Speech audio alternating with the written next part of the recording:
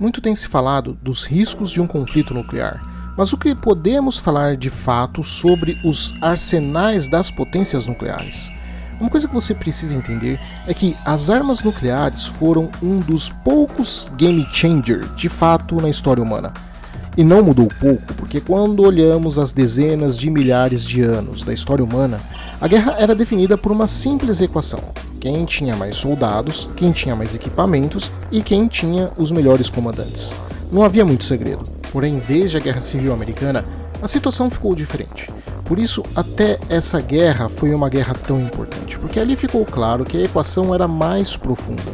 Agora, havia a necessidade de adicionar nessa equação o fator do poder industrial, produção alimentar, rede logística e capacidade de inovação tecnológica.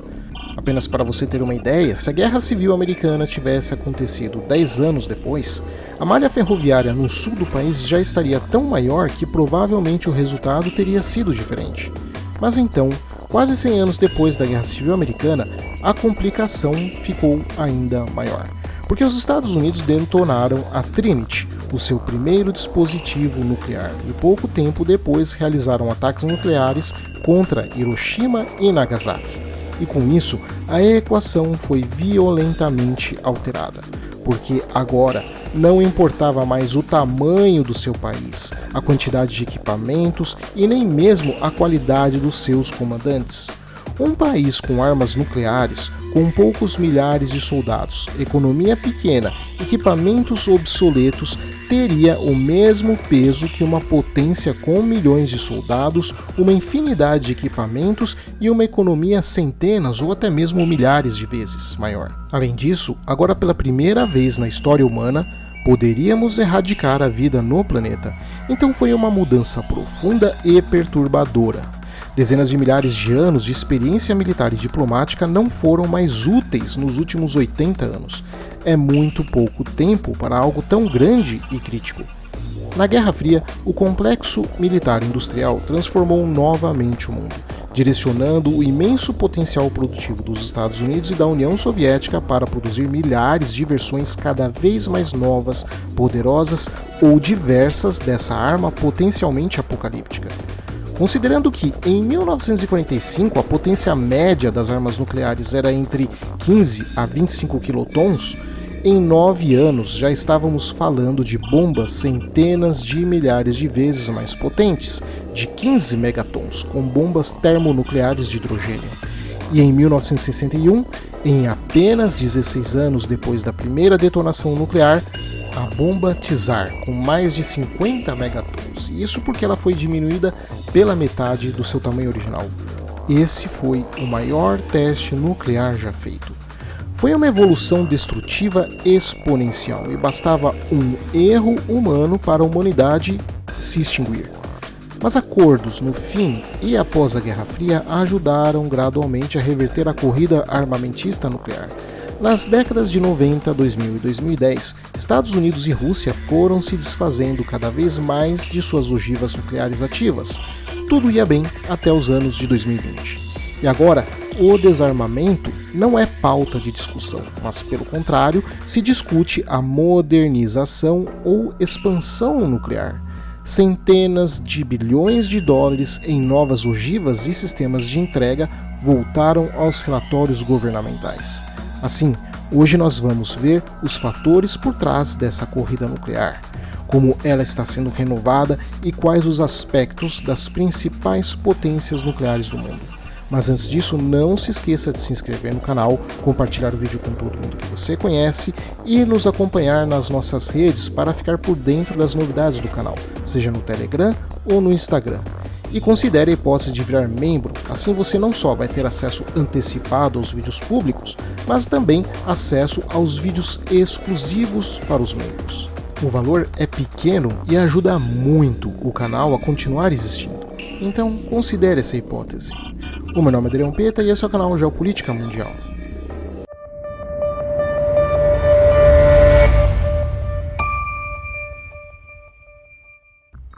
O programa de desenvolvimento de armas mais caro da história dos Estados Unidos até então foi o Projeto Manhattan, que deu origem às primeiras bombas nucleares operacionais do mundo, e como resultado, em 6 e 9 de agosto de 1945, esses dispositivos foram usados contra as cidades japonesas de Hiroshima e Nagasaki. Se o uso foi necessário ou exagero, se foi uma forma de pressionar o Império do Japão ou dar um recado à União Soviética, são coisas que são debatidas até hoje, e não é o nosso foco. Por trás do projeto estavam as maiores mentes científicas da época, e eu não estou exagerando, era literalmente uma constelação de estrelas científicas por onde quer que você olhava. Mas em 1949, os soviéticos então detonaram seu próprio dispositivo nuclear, e com isso, o monopólio nuclear americano foi quebrado, o que fez com que começasse a famosa corrida nuclear da Guerra Fria.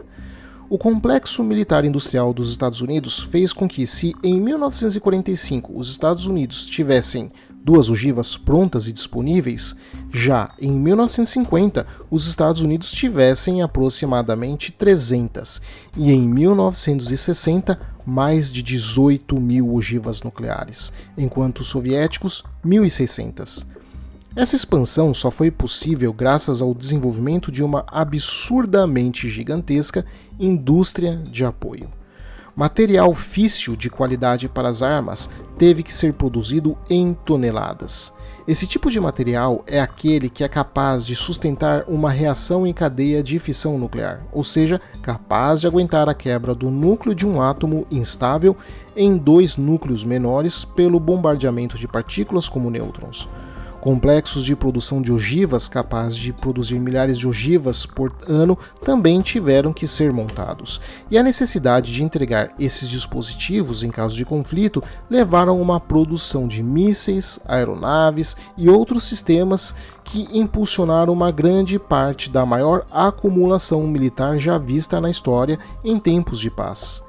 E embora os Estados Unidos já haviam diminuído drasticamente sua produção ainda nos anos 60, a União Soviética, por sua vez, manteve isso até os anos 80, sendo que já nos anos 70, Estados Unidos e União Soviética já possuíam poder o suficiente para acabar com a civilização humana várias vezes, sendo que na metade dessa década havia mais de 46 mil ogivas nucleares somando ambos os países, e na década de 80 os Estados Unidos tinham mais de 23 mil ogivas e os soviéticos mais de 30 mil. Ficava claro que era um número alto demais e trazia riscos demais com isso, o que fez com que os Estados Unidos e a União Soviética, seguindo entre Estados Unidos e Rússia, assinassem uma série de tratados visando diminuir e conter essa corrida.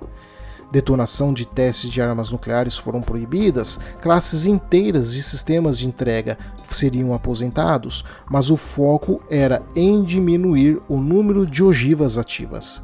Isso fez com que entre 1985 e 1991 os números fossem reduzidos em mais de 13 mil ogivas, e assim foi se mantendo. Mas de lá para cá, muita coisa mudou na forma como os países construíram e mantiveram suas forças nucleares, e assim foi se mantendo ao restante da década, sobretudo porque após a Guerra Fria vinha crescendo um discurso de paz perpétua graças aos complexos militares e industriais da OTAN e de um mundo mais estável e interconectado economicamente. Ficava aparente que a OTAN dificilmente, se não até mesmo impossível, iria enfrentar um competidor de força igual, o que fez com que muitas nações mudassem a maneira como lidavam com seu programa de armas nucleares. Muitas nações fecharam completamente a produção de materiais físseis militares, preferindo confiar nos enormes arsenais que foram herdados da Guerra Fria. A produção de novos núcleos atômicos diminuiu drasticamente, para não falar que praticamente parou. Por exemplo, a última vez que os Estados Unidos introduziram ogivas novas foi antes da queda da União Soviética. Na verdade, a maior parte dos países decidiu que era desnecessário um arsenal tão grande e que seria mais barato estender a vida útil dos sistemas antigos ao invés de fabricar novos. No caso americano, o plano de redução nuclear incluiu até mesmo retroceder sistemas de armas em pelo menos uma geração. Em 1986, os americanos introduziram o seu míssil balístico ICBM LGM-118, o Peacekeeper, que era capaz de transportar 10 ou mais múltiplos veículos de reentrada independentes, que é basicamente um sistema onde as ogivas poderiam se separar de um míssil no momento-chave para atingir diferentes alvos independentes, usando a energia da gravidade para cair sobre os alvos. Para os Estados Unidos, esses acordos pareciam que indicavam essa limitação tecnológica e material. Por isso, para eles, manter o Peacekeeper era algo visto como muito caro em um contexto que não tinha muito sentido. Assim, eles aproveitaram para aposentar os últimos Peacekeepers em 2005 e passaram a reutilizar os Minuteman III, um sistema dos anos 70 e muito inferior aos Peacekeepers. A herança da Guerra Fria, que deixou um estoque enorme de ogivas, sistemas materiais físseis e por aí vai, fez com que as nações economizassem na produção, podendo se concentrar apenas na manutenção. O que não seria um problema se não fosse o fato de que apenas manutenção corriqueira não é o suficiente. E com isso, o risco de que poderia haver problemas de segurança ou confiabilidade nos seus mísseis nucleares começou a surgir. Até porque o foco das armas nucleares é dissuadir o inimigo, e se o equipamento pode não ser funcional, a dissuasão passa a não ser tão efetiva. E hoje, conforme os riscos voltaram à cena, muitas nações sentem que estão chegando no ponto de que talvez seja necessário renovar os equipamentos e inovar os sistemas de entrega. É importante também explicar que nós temos escalas para o emprego de armas nucleares. Em geral, dividimos em dois. As mais importantes são as de emprego estratégico, que são plataformas que podem percorrer distâncias superiores a 5.000 km e têm um altíssimo grau de destruição, sendo esses sistemas de armas empregados geralmente contra a capacidade do adversário de fazer guerra, o que significa ter como alvo estruturas militares como bases, sistemas de comando e controle, indústrias, infraestruturas vitais como portos e pistas para aeronaves e fontes de recursos naturais, como campos petrolíferos. Mas se o objetivo for principalmente vitimizar a população do inimigo, o alvo pode incluir as cidades do país. E em seguida temos os de emprego subestratégico, mais popularmente conhecido como armamento nuclear tático. São sistemas de armas nucleares nas quais as plataformas de entrega percorrem distâncias menores que 5.000 km e cujo grau de destruição dessas armas é consideravelmente menor. O uso desse tipo é geralmente focado principalmente contra forças adversárias concentradas no campo de batalha, como tropas, instalações de suporte e infraestrutura imediata, como portos e pistas para aeronaves. Outro elemento importante que podemos ver é a chamada capacidade de segundo ataque sobrevivente, ou ataque retaliatório, que significa que o seu país tem a confiança de que pode resistir a todo o poder nuclear que seu oponente pode lançar em um ataque surpresa e ainda assim ter a capacidade de se vingar após essas bombas terem caído.